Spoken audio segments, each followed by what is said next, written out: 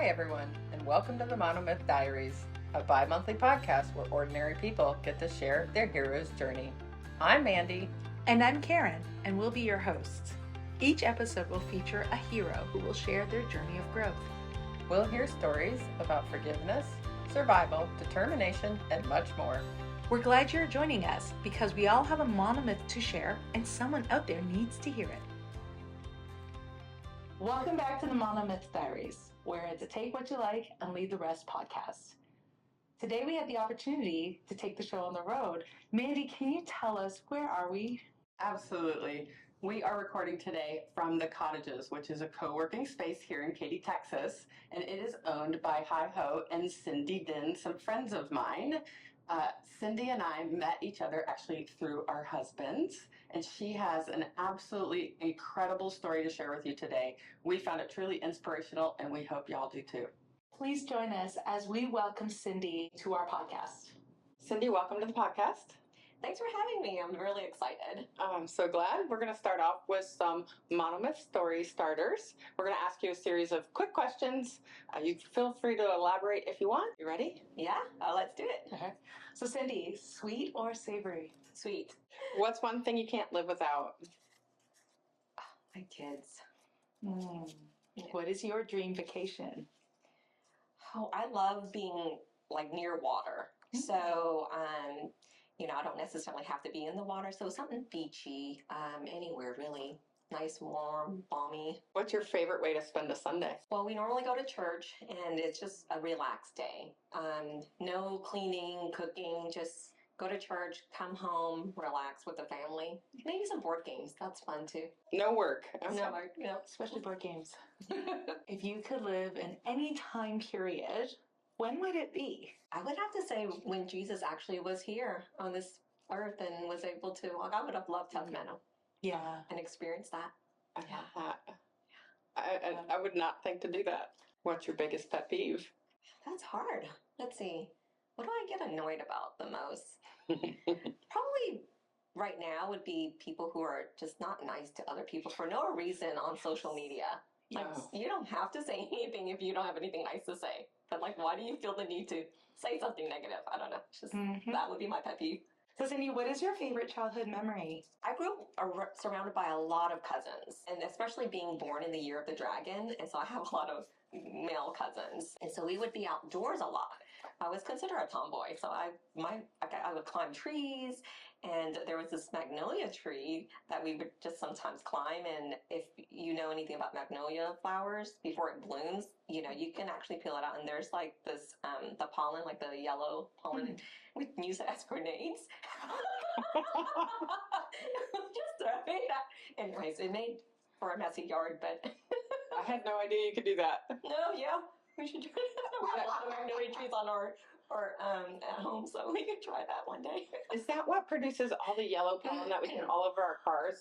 I don't know, but no, I don't think so. I don't know. Okay, I was curious. You know that time of year in Texas where everything is covered in that yellow? Yeah. Your car, your windows, everything. No, it's the actual magnolia flowers, but I could be wrong. I have to look that up now. I don't know. Magnolia, little pollen bombs. Pollen bombs, yes. That would be one of my memories. What's something on your bucket list?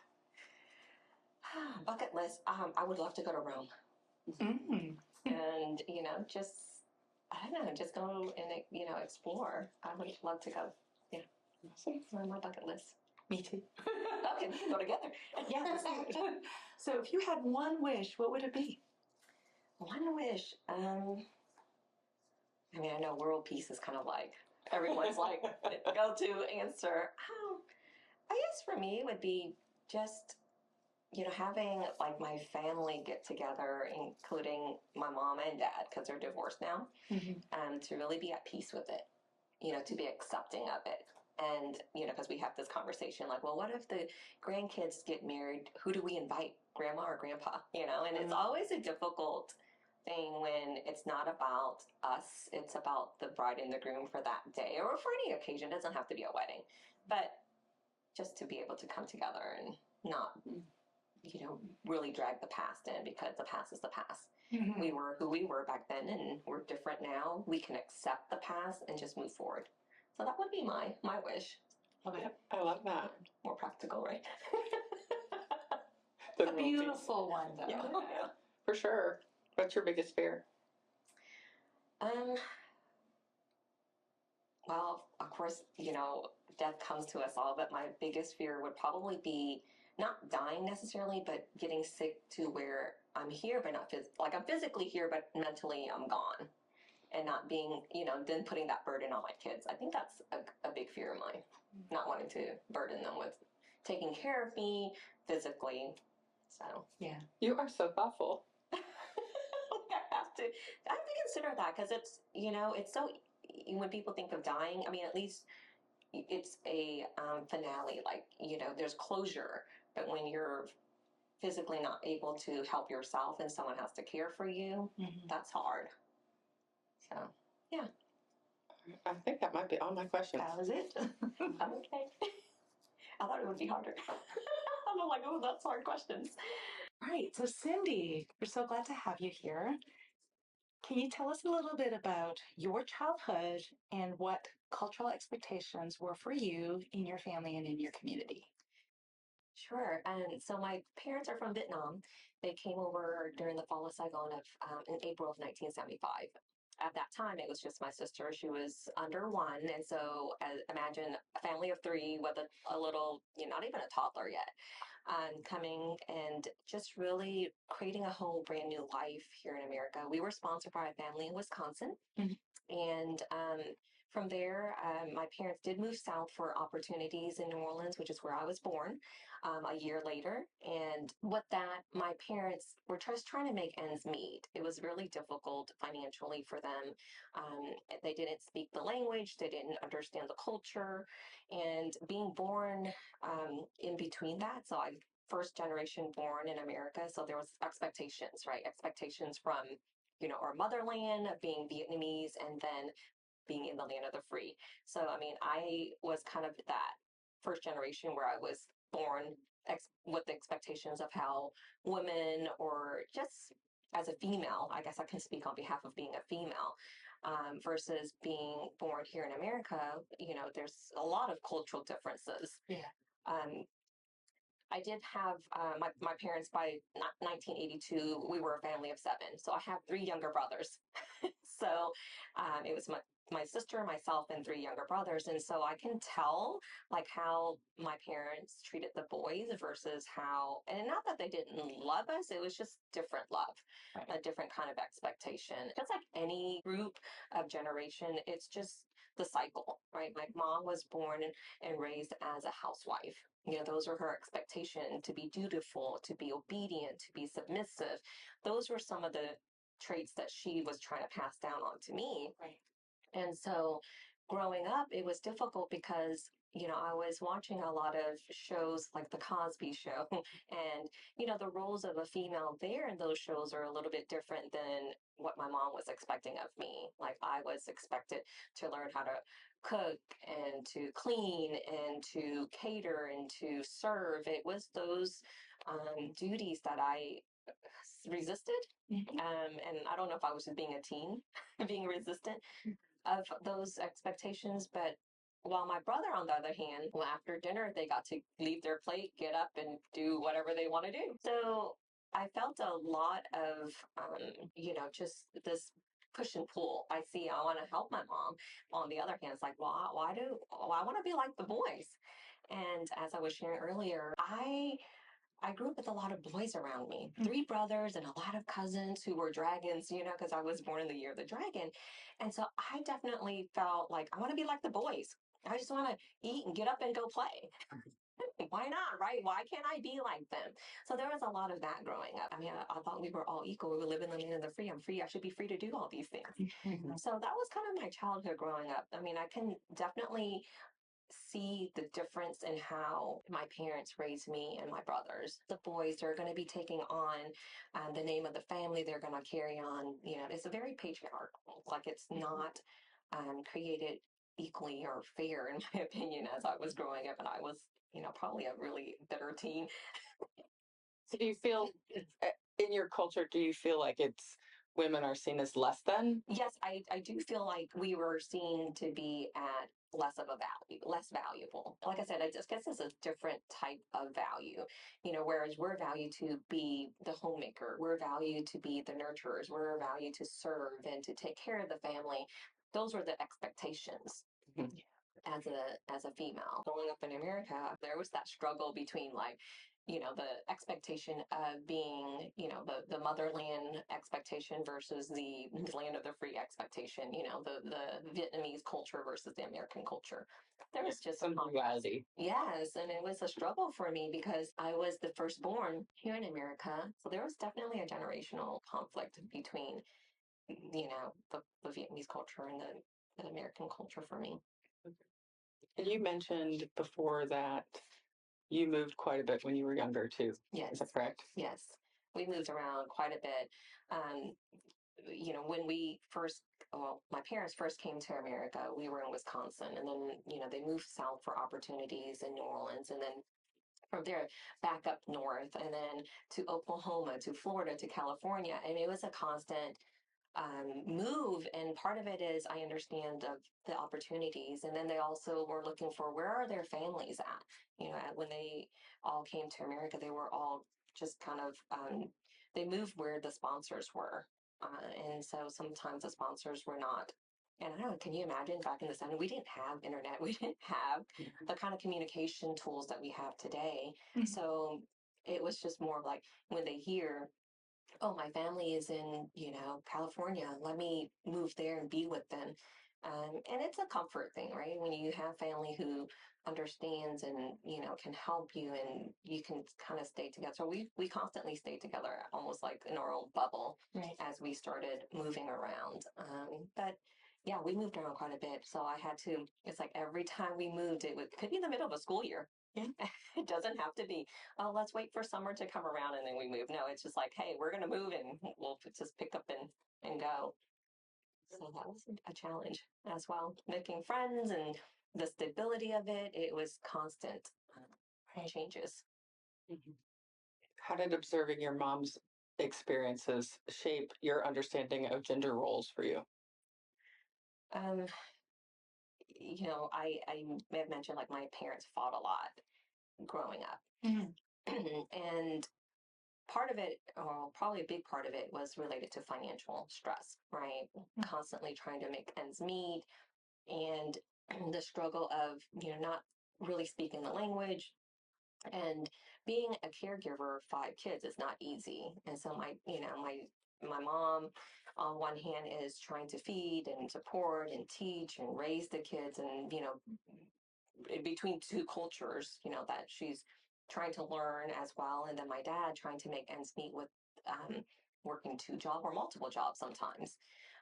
I think with my mom and being, that, she too was trying to learn the difference in, okay, I'm not in Vietnam anymore. And part of her, her, when she was raised, she was taught, when you get married, you're part of the husband's family and you adapt to the husband's family's lifestyle, or you are serving the family. You're no longer part of your parents' family. Right. And so regardless of how they treat you, how they talk to you, how, my dad could hit my mom. It physically hurt her. And it's partially, it's her fault.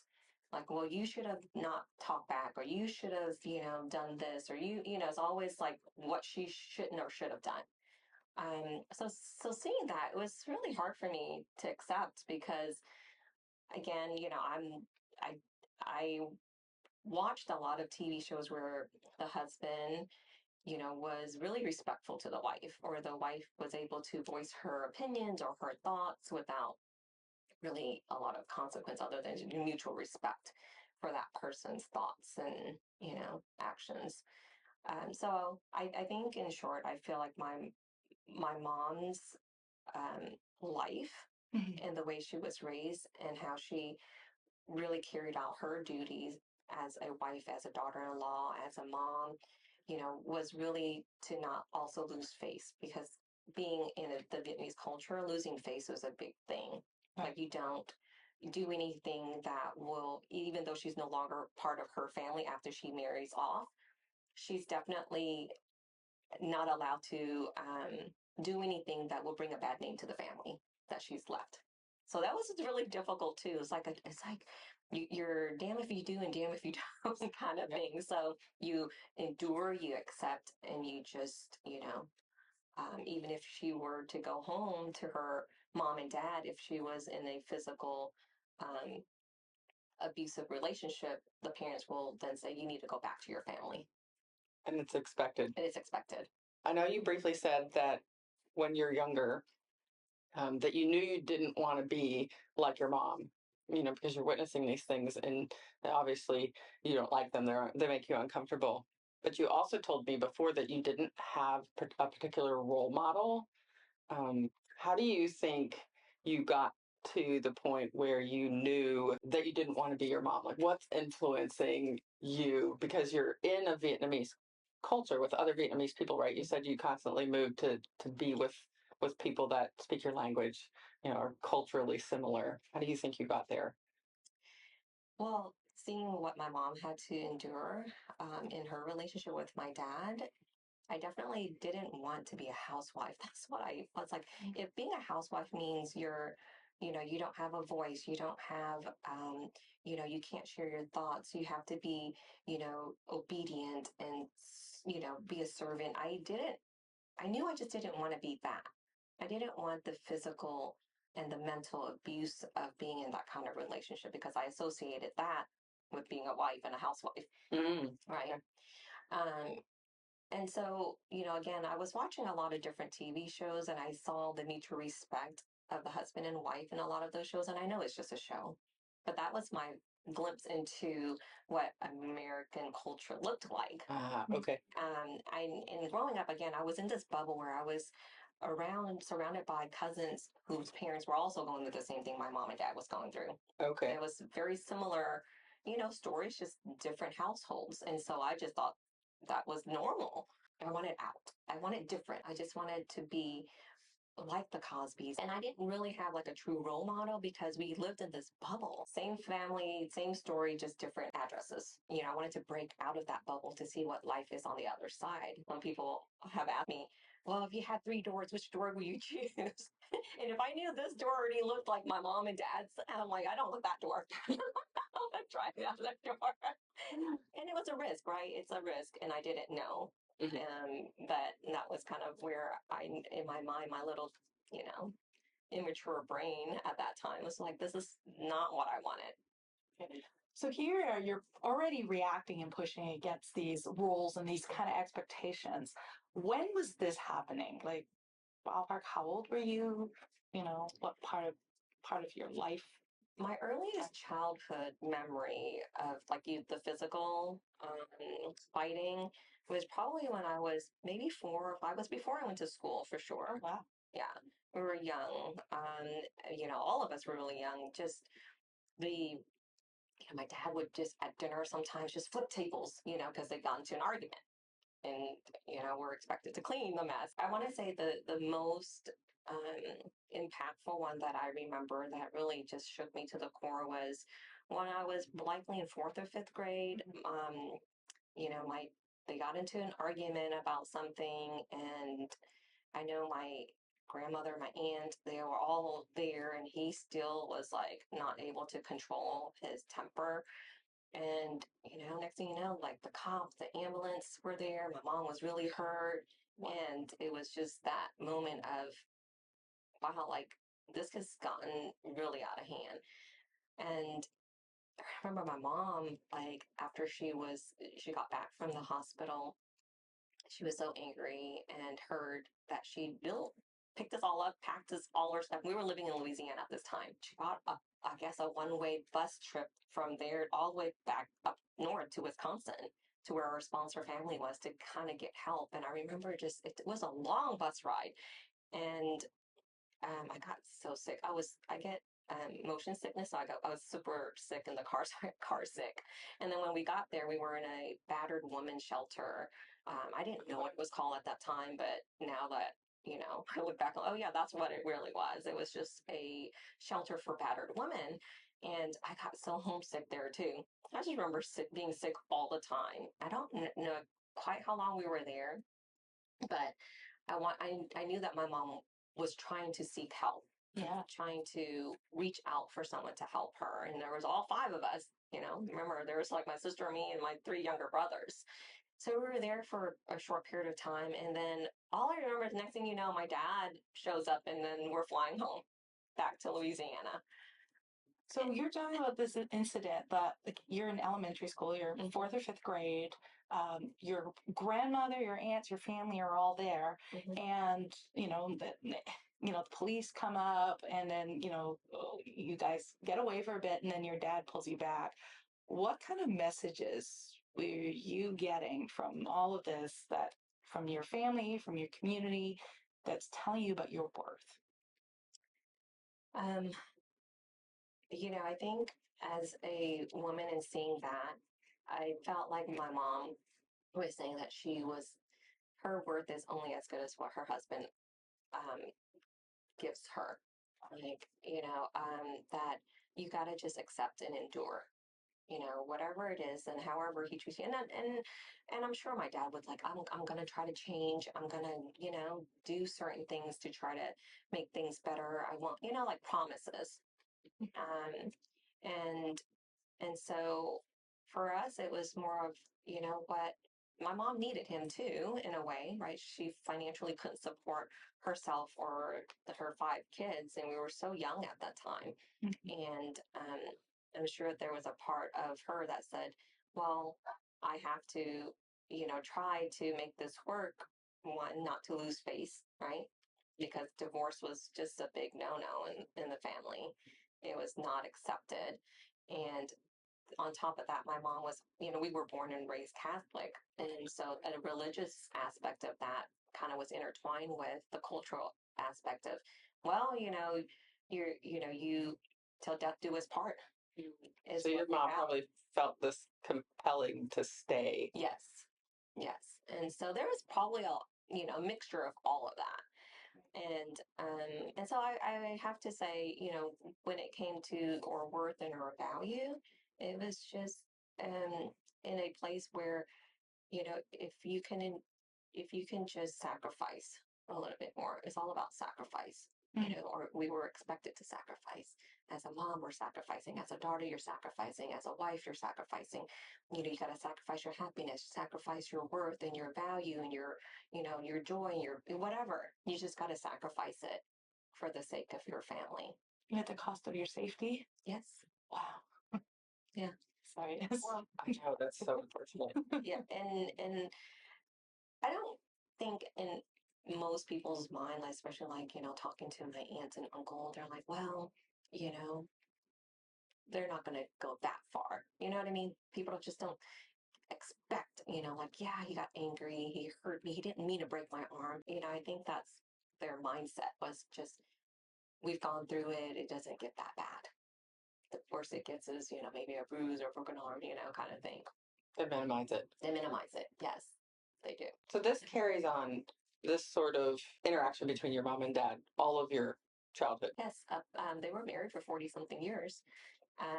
And then, so this carries on into high school. And I know Yes. at one point you said that you moved again because you did high school in Texas, right? My sister was a teenager before I was. She got a lot of the brunt of, what's the word? I wouldn't say abuse, but punishment. And because, she was a teenager first, right? Right. And so she ran away from home.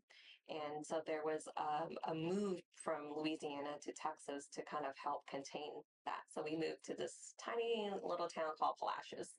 And that was between my 8th grade and 9th grade year. And so just imagine again, here's another big move. I'm about to go into high school and I'm expected to leave all, the friends that I made in the last few years in Louisiana to start a new life, a new, identity, whatever it is, in this small town called Flashes in Texas here. And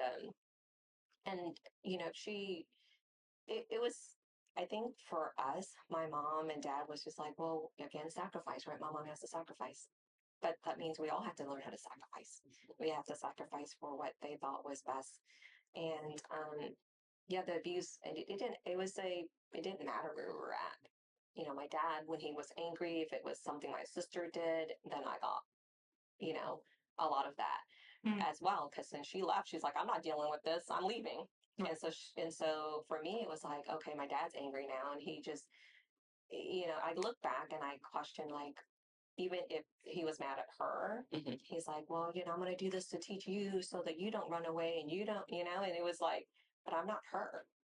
You know, like in my mind at that time, I was, you know, I think it was more of like, I didn't do anything to deserve this punishment. You know, why are you hurting me? And it could be anything that triggered him at the time. And so I just remember I was a senior in high school. And you know, at that time, we didn't have cell phones. And so if we had friends, they'll just have to call the house. And then, you know, both lines, my dad could pick up on one line and, you know, I could be picking up the other line. Well, someone had called, and my younger brother is named Timmy, the one right after me. And I'm Cyndi. So it sounds similar if you say it really fast. Right. And so there was a guy, his friend called and asked for Timmy. And my dad thought that he was asking for Cyndi. And he didn't ask any questions. And it was just that, like, he came and, you know, started hitting me, closed fist, and just was like, how dare you lie to me? You're seeing someone. Like, I wasn't allowed to date. I wasn't allowed to see anyone, because he was fearful that I would be like my sister, you know, run off and lose space for the family. There's all these, right? And, you know, and when my dad's in that state, there's nothing you can say. You're not supposed to, you know, you're supposed to be like, you know, he's going to punish you, and then he'll ask questions later. And, you know, my during that time, so I was in the the dance team for 3 years. And so when you're in your dance team, you're wearing like sleeveless stuff, you know, and I felt so ashamed going to school. You know, I was one of those kids where like, oh, where'd you get that bruise?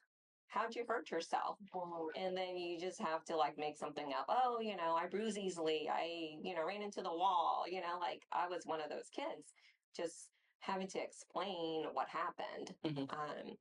So during that period of time, you know, again, I know that's why I probably is so, to this day, I can understand like a teenager's mindset, because I know I'm not mature enough to understand everything, but I also felt I can remember the feelings, you know, during that period of time. It was just so raw for me. And I was so bitter and angry too, though. And, you know, one of the things that I kept telling myself was, I just cannot wait to leave. I can't wait to graduate. I can't wait to get out. I don't want it to be like this. I want it to be different. It sounds like one of the patterns in your parents' marriage were making geographical solutions. And I think you told me once that you tend to do the same thing. Can you tell us a little bit about that? Oh, absolutely. As soon as I graduated from high school, the day after, I was ready to move. So my solution was, I'm going to move to go off to college, and not just to any college. I'm like, I'm going to be as far away as I can be. And so my parents were living in Palacios, Texas at that time. Right. And I had family that was going to Louisiana State University, LSU. So my bright idea was, I'm going to just move over there and go to school with them. And growing up, you know, the value of a female going to college was not something that they had planned for. So for me, they were like, well, their expectation was, I'm gonna, you know, get married, have kids, and stay home with the kids as a housewife. I can imagine they weren't happy with you going to college. No, they were not very supportive. If anything, they thought I was wasting my money and my time and effort and not being obedient. And so I left anyway, without their support, without any money, no 529 plan saved for me, no car. It was just, okay, if you want to go, go. So I did work my way through college. I worked at a grocery store while I went to, you know, classes, but I made it work. And that was my first big move. I didn't have anything. That was my first experience into the real world. Did you stay at studio? the whole time? I did not. I was there for about a year and a half or so, and then my younger brother finally graduated to me. He actually graduated, and my parents at that point said, "Okay, if you're really going to go to college, why don't you come back to Houston, and you and your brother can get an apartment together and help each other through college." Okay. And so, they got him a car. They're like helping him and supporting him through college. So it was kind of like, well, why not stay together and help each other out? So that was my move back into Houston. But again, I felt, okay, well, my parents are not living in Houston. I can still, create a life of my own. It's okay. And so that was my move back, was to help my brother and really help myself get, and finish. So I did finish off at the University of Houston here. So you once again saw that you weren't worth as much because your parents were willing to help your brother. Yeah. Okay. Yes. So that, it's very common for them to talk about, well, what does my boys need? They're going to need college education. They're going to need a car. They're going to need help. I mean, to this day, sometimes my mom's like, can you give your brother some gas money? Wow. So it's about like what they need, how to support them. They need you to, call them to invite them to dinner. It's always about what I need to do to help them. Help the boys. And I love my brothers. I got along with them great. I don't fault them. It's just that like constant, like my mom or dad's always like, oh, what about your, when they see me, the first thing is like, well, you talked to your brothers lately? How's he doing? It's like, what about your daughter? For real. So it could be hurtful, but I like I said, maybe me in my teens, I was angry and bitter about that. But looking back, it's kind of like, okay, I get it. That was just instilled in them, and I felt like I needed to break that. I'm the in between generation, right? Like I had that conflict. I mean, I get the old, but now this is the new, and we both, are equal. Like women and men, we're female, male. It doesn't matter. And so, and I guess in our culture, it's also like the male or the groom pays for the wedding, whereas the bride, because the bride is actually, going from their family to the men or to the groom side of the family. So Right. Okay. it's interesting. Yeah. Speaking of, Yeah. so you're in college and you meet your first husband. I did. I was, so I ended up, just financially, I moved in and I started living with someone I was dating. His name was Joseph. And so my first husband, and living with him, as soon as I graduated from college, it was more like, well, you live with him, you have to marry him now. First of all, living with him was a no-no when my parents found out. They're like, oh my gosh, you're living with someone, out of wedlock, and it's, frowned upon. And so the parents got together, shortly, after I graduated from college and said, well, especially my mom, and she took me aside and said, your worth as a woman is no longer as valued or valuable because now you live with one. Who wants someone who's lived with another man Oh, wow. or has been with another man? You need to go ahead and just marry him because I was living with him as though I was married already. So he's also Vietnamese, am I assuming? Yes. So both his parents and your parents kind of met up to discuss what you guys should do. Am I reading this right? Yes, but I mean, it wasn't arranged marriage by any means, but it was more like, encouraged. You were expected to marry him. Yeah. Yeah, it was more like, and we were both young, and maybe their influence was like, well, you guys can just make it work. All right, you guys have been living together already, so it shouldn't be that difficult now that to just actually get married and start a family. And again, it goes back to my mom and dad's mindset of, okay, well, you did your college thing, you got that out of your system. Now it's time to settle down, have kids, and really focus on the family. Okay. Yeah. Did you want to marry him? I cared about him and I loved him, but I was not ready to get married. And so when he actually first proposed that idea, I said, no, I don't think we're ready. I didn't think I was ready at that time. And so when I said no, like the parents and even his grandma was like, what do you mean no? Like, that's the next step. That's the next expectation. And because culturally, by the time, my mom wasn't even expected to go to college, right? Or even high school for that matter. So going to college was already like a big step. So they're like, okay, well, your next step, you really should have been already married. You're going to be an old maid. Who's going to want you, now? Like you're no longer worthy, like, of someone who has never lived with someone who's, they want someone who's going to be submissive and obedient. Whoa. And I'm not that. So she actually says these things out loud to you. It sounds like it's not just your mom saying this stuff. It sounds like, his family is also saying these things. And again, I don't want them to sound like they are bad people. I think this is just a cultural norm. Sure. This is their norm. And one of the things that really was just like sealed the deal, I remember his grandmother was in the hospital and we went to go visit her and she just took my hand and she just said, it's okay if you think that you're going to, really know someone before you marry, that's not going to happen. It's okay to get married and then find out who they are. And I'm not saying that Joseph was a bad person. He's just, we were just so young. We were too young. We were not ready. So how long were you married? Yeah, we ended up getting married and we were not married very long before I got pregnant and had my first daughter, Lindsay. I started changing. My life was for my kid now. Yeah, It was, I can understand that. it's a sacrifice and you see the world from a different perspective.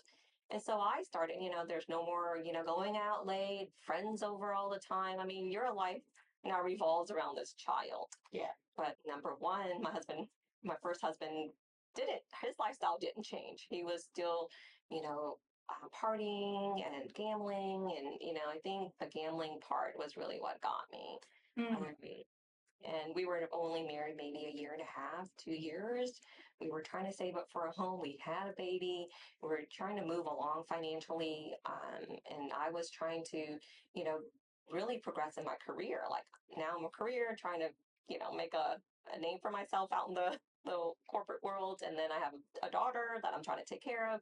There was a constant juggle there. And then here my, husband was like, at that time, he was just living as if he's in college still. What really damaged the marriage was when I found out that he spent all the savings.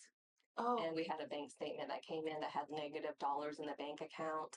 And, again, growing up, I saw the financial fights that my parents had and, how it escalated so fast. And I didn't want finances to be a problem in my marriage. Like I felt like we shouldn't have these financial issues, but yet we are. And the worst part of it is that he's lying about it. He told me that the bank made the mistake, that there's got to be a mistake. We don't have negative dollars. And I'm like, I don't think the bank would make that kind of mistake. And I might be even naive, but I'm not stupid, And so that kind of escalated. And then we kind of grew apart after that. And then he started seeing someone else. And I think it was just, I wasn't angry, upset, surprisingly. I was more of like, hey, let's just sit down with our parents because I had to ask for the parents' permission if we're not going to do this together anymore. You had to request permission from both sets of parents? Yeah, I was scared. And so I called a meeting, like it was a business meeting, and I had all of the facts in front of me with here's the girl's name, here's the issues that we're having, and I don't think that I can move forward with this marriage for these reasons. Mhm. And in that meeting, I remember afterwards, my mom and dad said, okay, well, your options are you go back to him and you work on the marriage, or you come home and live with us. Those were my options. Oh my goodness. And remember, And how old are you? I was, at that time, I was probably 27, 28. You're still very young. Yeah, I was really young still because I had Lindsay when I was 25. And so just a few years after that, I was like, this is not working. And I would like a divorce. And I don't think that, and I didn't want him to be unhappy. Like if you found someone else that you're happier with, go be with her. That was my take on it. It's like, I don't think we both need to be miserable in this marriage. Right. And I think a lot of it was, okay, well, no one's in my family has ever really filed for divorce. And it's definitely the religious aspect of it was like, you're going to be a sinner. You're going to be shunned for life. You're, an embarrassment to the family. There's all these things that I felt like, okay, well, even my mom stayed, right, in her marriage that she has not been happy in. And I shouldn't assume that she wasn't happy, but it's just the things that I'm seeing, like the physical abuse of it. Right. I'm like, should I endure it? Like I felt like I had to stay, but also that pull of, well, he's already with someone else. Like, why do I need to be with him? And and so I didn't choose either route. I chose not to be with him, and I chose not to move home with my parents at that time. And it was a difficult time and period in my life because, one, I didn't have it. We had negative dollars in the bank account. My parents didn't agree with the divorce. No one agreed with the divorce, really. And then, Except Joseph. he was kind of just nonchalant about it, right? Like it was, yeah, I'll stay with you, and I don't have to see this person anymore. But do I have to accept that? And that, in my heart, was starting to really harden when it came to like, well, why do I have to go with what everyone else says? Yeah. And I truly was not happy at that time. And I was definitely starting to, like I said, there was a lot of built up bitterness and anger. And I knew I didn't want to live a life of misery for myself or for him. Like I care about him enough to say, you know what, if you're happier with someone else, go be happy. Yeah. And you decided to move into an apartment by yourself. How'd you get there? It was hard. I didn't have the credit. I didn't have the money to move in. And I remember because I didn't have the credit, I had to put an extra deposit down in order to secure the rent for the one bedroom. And had a friend. She was so sweet and kind to me. And we were all just trying to make ends meet. We were only in our 20s. And she said, I'm gonna lend you the money. And that was the first time anyone's ever lent me money, where to help me. And so I borrowed her money, and I told her, I said, I'm gonna pay you back as soon as I get, I'm settled in, and the next couple months I'm gonna save up and I'm gonna pay you back the deposit that I borrowed. And I remember during that period of time, it was getting closer to Christmas. And so I'm like, I'm not going to spend on anything. I'm not going to celebrate Christmas or the holidays. I'm just going to try to get a place. And I remember my friend donated a couch. And so that was the couch we had. We had a one bedroom. So Lindsay and I slept in the same room. We had a bed, and that was it. I didn't even have a dining room table. And so it was just, hey, just to get out, though, I needed to be in my own place. And so during Christmas, I feel like Christmas has always been a reminder of the gift that my friend Amanda had given me. And she was the one who lent me the money. And she never said when I had to repay her, but I repaid her. And so that Christmas, I said, oh, I don't need a Christmas tree. Lindsay doesn't need any presents under the tree. It's okay. This is a gift of just being away from all of that and being at peace. And that was the real true joy of it. But she showed up with a few other friends one weekend and had a live tree with all the decorations in it. And that was a moment for me that said, people, it wasn't always about the money, it's just showing up. I think showing up for me in the way that she did will always remind me of how special Christmas is. Because for her, she didn't have to.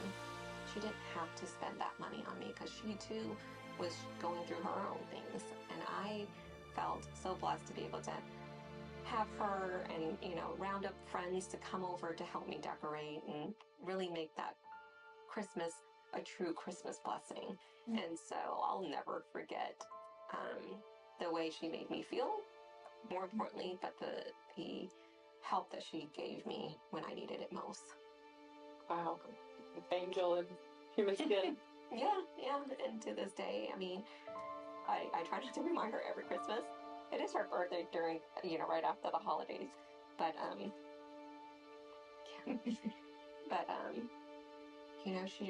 she would never, I guess I don't know how to express how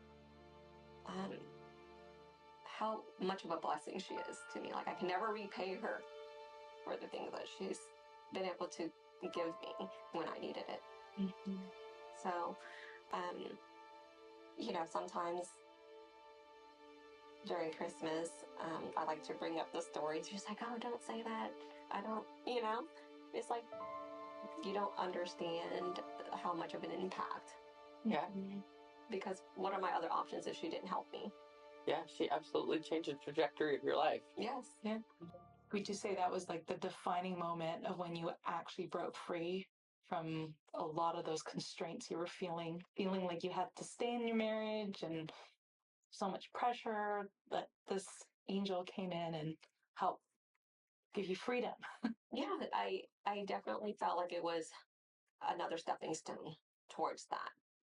I made a slew of other mistakes along the way, but I met someone in New York and we started, traveling to and from to see each other. And he brought up, he's like, well, we've been seeing each other. Well, we think about having you try living in New York. And here's another geographical solution, right? Because there was so much shame and embarrassment to the family that I created by going through my divorce with husband number one. Mm-hmm. And so for me, it was like, okay, if I move to New York, no one knows me. I can start over. Mm-hmm. I can start over. No judgment. No one giving me, these looks. I don't have to hear my parents and family tell me, how much of a disappointment and I didn't have to, and I fell away from the Catholic Church because I felt like I was too much of a shame or embarrassment to the family to actually enter. And so I kind of just started really putting all of that behind me when I moved up to New York. Mm-hmm. I think you said at one point your mom said you could not take communion. Right. So as a, divorcee, you're a sinner. So when you're a sinner, you cannot receive communion in the Catholic Church. And so if I go to church, I'm not, the communion is just receiving the body and blood of Jesus Christ during service. Mm-hmm. And so I wasn't able to receive. So that was part of like, well, why am I going to church? Why am I, if I'm no longer welcomed here, then I'm not going to go. It was a constant reminder of not being good enough. Right. It was a constant reminder that I'm not worthy. It was where I just stopped going to Catholic church and really move even further away from my belief in Jesus and my walk, with him. You're living in New York. Yep, I moved to New York with Lindsay and I found a job because I knew, again, I cannot financially depend on a man because I didn't want that. I wanted that separation of dependency. And everything is going fine. And, this person, let's just call him husband number two, was such a passionate and a Prince Charming. His family, really accepted me again. When I went through the divorce, if I, remember even before I got married, if I was already living with someone, I was no longer worthy. Right. Mm-hmm. So I felt like I wasn't already good enough. And now I have a daughter and I'm divorced. I mean, that's even like, Mm-hmm. like who's going to accept me? Mm-hmm. Right. So when I met Kevin, he was really kind to Lindsay and that really warmed my heart. He was accepting of the fact that I've been married and I have a kid, and then his family also accepted that. So I felt that must feel really nice. it did. It felt really nice. And so that was the decision to move up there.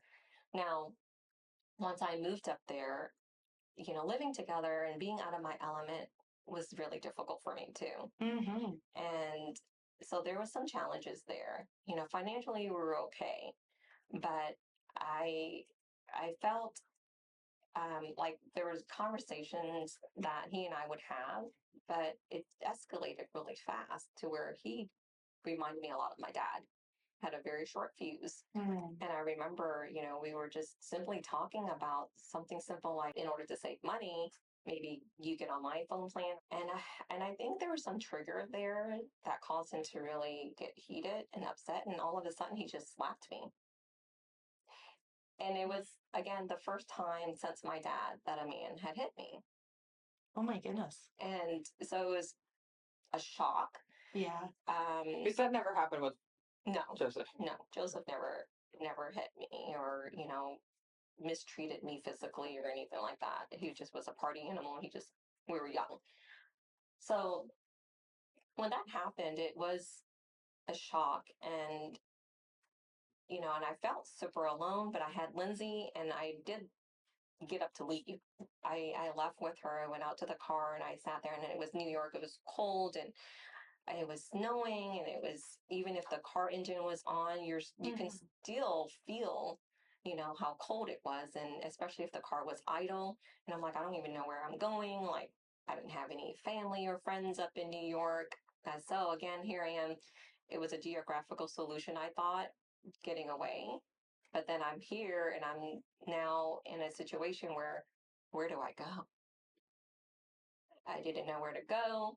And so after a little while being in the car, and of course, Lindsay's in the back seat and she's not understanding what's going on. And I felt my heart ache so bad because then I was left with the decision, like, do I go back inside? Do I go back? How old was Lindsay here? Lindsay she was probably 5 or 6 at that time. Oh, wow. So she's not a baby. And you're not married yet? No, not at the time. We were engaged to be married. And so I was left with the decision of like, what do I do? So I ended up going back inside because I'm like, I can't let Lindsay freeze to death. It's not her fault. She didn't she didn't create this. And so I got inside and we talked about it, Kevin and I, but I remember that thought of like, when my mom was going through her challenges, remember when we went to Wisconsin and my dad came to get us, I would always constantly ask, like, why did she go back? Why is she going back to someone who's hurting her? Right. And so in that moment, I remembered.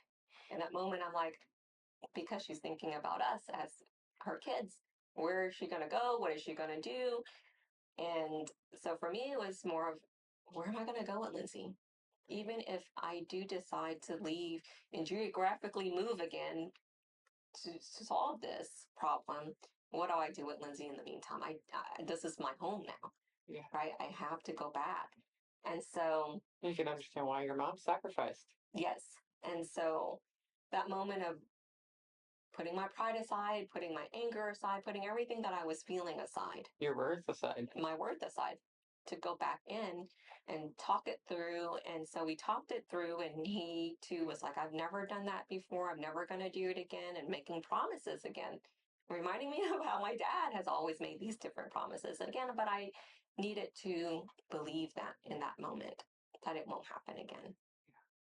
So that was definitely a challenge for me. So you're starting to recognize that you're repeating some of the same patterns as your mom, your dad. Oh, yes. And it gets worse. It does get worse. So I did end up getting married to Kevin. And, I thought things would change, like, I don't know why. Again, we moved. He's like, okay, maybe you being up in New York was the trigger. Like, maybe that was creating a lot of emotional imbalance and you were out of your element. Maybe we move back to Houston. What if you move back to Houston and you're with your friends and your family? We won't fight as much. That was the solution. So we moved back to Houston. And we moved back to Houston. We got married. And, for a little while, I thought things were humming along because he took anger management class. Things were going to get better. I mean, other than, him hitting the wall, putting holes in the walls and things like that, there was still like better the wall than me is my thought, right? However, once I got pregnant with Brandon, my second, I remember we got into a fight about, a lot of it, the fights are about, probably unimportant things. And I was going down the stairway and he was angry and he pushed me. And I was pregnant at that time, probably 6 months pregnant. Oh, 6 months. You're pretty far along. And so that was that moment of, again, like, I got to protect my kid. Yeah. And I called the cops and I said, you're never going to do that again. You're not going to hurt me or my kids. But again, we're like, okay, now I'm in my second marriage. If I didn't feel worthy, even before I married my first husband, I definitely didn't feel worthy now. Like, now was not good enough for anyone at that point. So again, it was more, I got to make this work. I got to sacrifice. I have to endure because, one, I'm already an embarrassment. I can't do this again. I can't go through another divorce. So I'm like, I'm gonna make it work. I'm gonna have to figure this out. And so after that, episode, I mean, I had Brandon, and it was just little things. I mean, I learned to bite my tongue. I learned how to just avoid conflict, Walk on eggshells. walk on eggshells. But I mean, it could be anything. And I look back now and it's like, I really lost my voice and my identity and who I really was because, he learned too, as someone who can break me down. He'll say things like, no one loves you. So hurt. You're a terrible mom. Oh my goodness. It's just things that really, to me, like, was made you feel even less valuable. Like the little that I had. I mean, I look back now, I'm like, wow, I allowed someone to get me to the point where I didn't even believe in myself. And so, fast forward, I was with him for a total of about 10 years.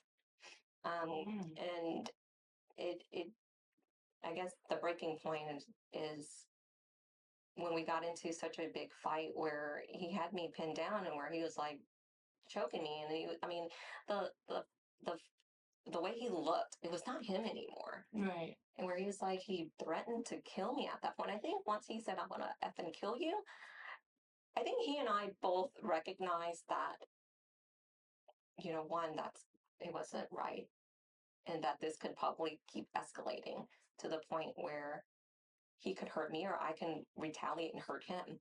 And I said, and is that what we really want? To have something happen to me where I can't, I'm not physically here anymore, or unable to take care of the kids. And then what's going to happen to him? You're going to go to jail. What's going to happen? Like the kids will be parentless. Like what will happen? And I think in that moment, it was, like we need help. And we did go to counseling. And it just, to all that to say, I think I recognized that I couldn't do it anymore because I don't know what it was a trigger for him or for me. And I used to blame myself, like if I would do this differently, or if I would not say this, or if I say these things differently, there's always something I had to do to figure out how do I change to change the outcome. And I realized it's not just me. No. It wasn't just me. And so the realization of I have to file for divorce again was so devastating for me. Imagine. Because here is another failure, and going back to that, I mean, but when my relationships were failing, in my career wise, it was actually, I was outperforming, maybe I was burying myself in work, like, okay, I can't get things right at home, but at least I'm able to get it right at work. And no one even at work knew that I was dealing with all of this at home. You were driven to not have the financial suffering that you had as a kid. Correct. And like I thought if in a relationship, if, we were financially provided for and that we're good, that we won't have any problems. Like I associated a lot of the fights my parents had with some of the financial hardship that they experience. Being in America, not speaking the language, not having, the education and all of that, right? And so I associated that with okay, these are why there's so many arguments and fights. But then I realized, no, we didn't have the financial issues in my second marriage. So why are we fighting so much? So the final physical altercation that spurs you into the divorce then is going to be your major catalyst. Yes. Okay. Yes. And I remember I was so far removed from my faith and my walk with Jesus. I'm done. I don't know what else to do. I don't know what I'm doing wrong. I don't know how to even move forward from this point. Do I end my life here and let the kids go with their dad? Maybe they're a better parent than I am. Like there's all these self-doubts. I definitely felt like I was not doing something right. And I remember that song by Carrie Underwood, Jesus Take the Wheel. I mean, it was just perfect timing when I saw a flyer that said, here's a church that's starting up in my neighborhood and no perfect people were allowed. The timing of it couldn't have been better because I definitely was not a perfect person. I at this point was like, I'm making a mess out of my life. I keep making these decisions that I think is good, but it turns out to be so bad for me. And I didn't know which route to take. So I ended up going to this church. And again, the last church I went and have been in was a Catholic church. And this new church was so different. It was, you know, you come in, there's like a lot of worship music to start it off. And then, you know, they dim the lights and I'm sitting in the back and I felt so comfortable in there because no one could see me. I was like, oh, this is great. You know, the shame was, you know, dissipated when I was there. No one understood or knew me. And it was more of a focus on how do I walk with Jesus again so that I can have a different path. Because again, like Jesus, just take the wheel. Like I'm giving you now. I've hit rock bottom. I felt I don't know what else to do. And so I was just hoping, you know, that he will lead me down this path. Yeah. So I know that your journey to faith is so significant, and we cannot wait to be able to dive deep into that in our next episode. Stay tuned for that, and I promise you it's going to be incredible. And I look forward to sharing that. Thank you. Thank you for joining us today. If you enjoyed this episode, please share, hit like, subscribe, and follow us on YouTube and wherever you get your podcasts. Feel free to email us at monomythdiaries@gmail.com with your monomyth and keep the conversations going. Until next time, heroes, let's journey together through stories.